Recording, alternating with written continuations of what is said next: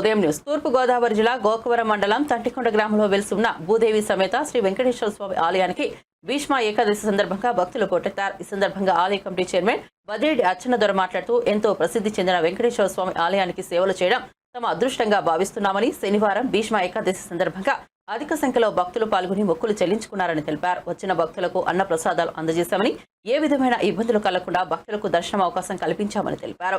జగ్గంపేట నియోజకవర్గ MLA, TTD board member Jyothula Nehru MLA అయిన తర్వాత ప్రథమంగా గోకవరం నుండి తంటికొండ ఆలయానికి 4 కోట్ల రూపాయల వ్యయంతో రోడ్డు నిర్మించి ప్రయాణికులకు ఇబ్బందులకు ఏ విధమైన ఇబ్బందులు కలగకుండా చేశారని, అందువల్ల భక్తులకు కొండపైకి రావడానికి ఇబ్బందులు ఉండడం లేదని, అనేక మంది కాళ్లలోనూ మోటార్ సైకిళ్లతోనూ కొండపైకి స్వామివారిని దర్శించుకుంటున్నారని తెలిపారు.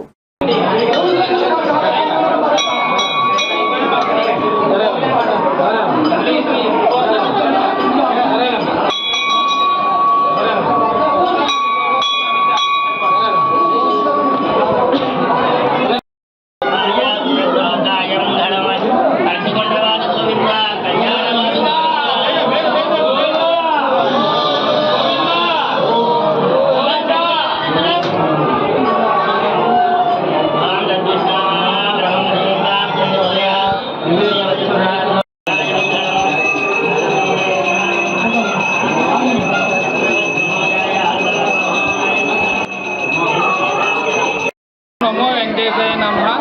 తూర్పుగోదావరి జిల్లా గోకవరం మండలం తంటికొండ గ్రామంలో వెలిసిన శ్రీ వెంకటేశ్వర స్వామి ఈరోజు భీష్మ ఏకాదశి గురించి జిల్లాల నుంచి 4 మూలల నుంచి అధిక సంఖ్యలో 10,000 మంది వరకు భక్తులు వచ్చినారండి. వచ్చిన ప్రతి భక్తులకి మంచినీరు సౌకర్యము, భోజన వసతి చేకూర్చాం. అలాగే ఈ భోజన వసతి సమకూర్చిన బదిరెడ్డి వెంకయ్య గారు కుటుంబ సభ్యులండి.